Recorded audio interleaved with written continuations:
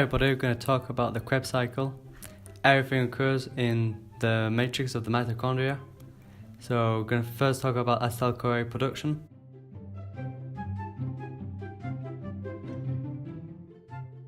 There's three ways to produce acetyl-CoA with fatty acid, amino acids and glucose.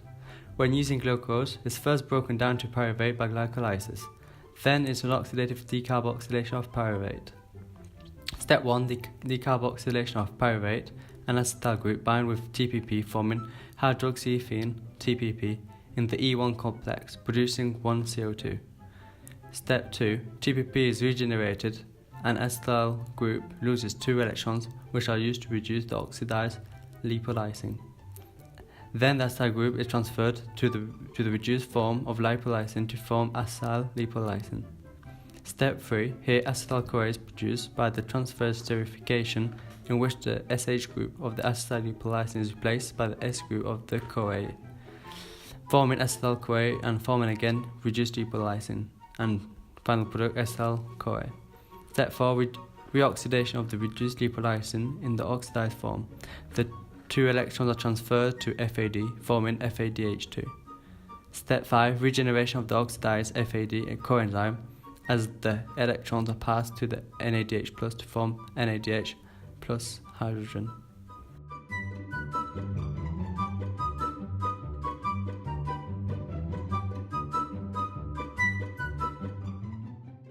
The Krebs cycle.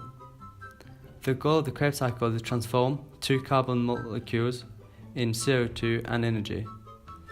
In the citric acid cycle, there's 8 stages, 4 of which are oxidations, so energy is produced and conserved in the form of electron carriers. Step 1, condensation, synthesis of citrate. Oxaloacetate plus acetyl-CoA create citrate. This reaction is catalyzed by citrate synthase. We obtain 6 carbons from oxaloacetate and acetyl-CoA.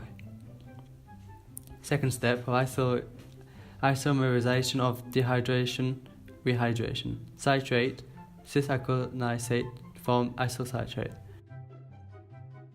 Third step, oxidized decarboxylation of isocitrate, synthesis of alpha-ketoglutarate. Alpha-glutarate is produced by isocitrate dehydrogenase. We have the first oxidative decarboxylation, electron are released, and CO2 is produced. Step 4, oxidative decarboxylation of alpha-ketoglutarate, synthesis of succinyl-CoA.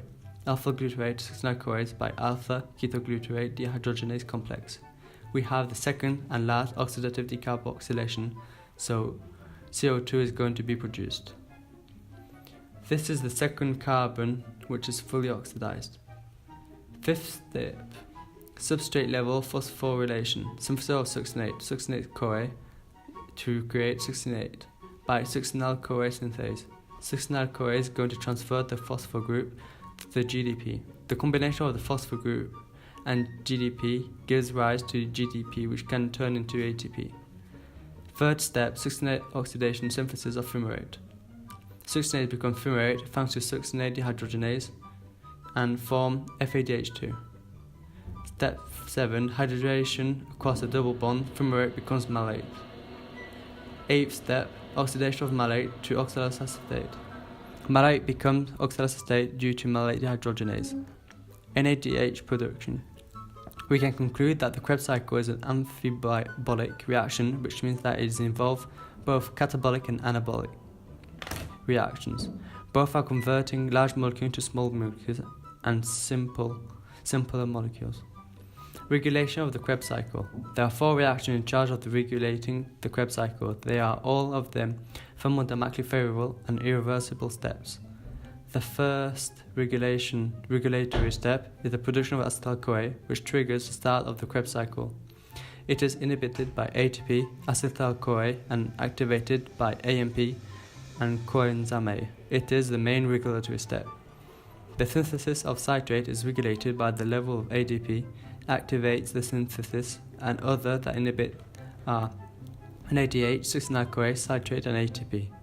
The oxidative decarboxylation of isocitrate into alpha-glutarate, ketoglutarate is activated by calcium ions and ADP and inhibited by ATP. The oxidative decarboxylation of alpha-ketoglutarate into succinyl-CoA, inhibited by succinyl-CoA and NADH, and activated by calcium ions due to muscle contractions.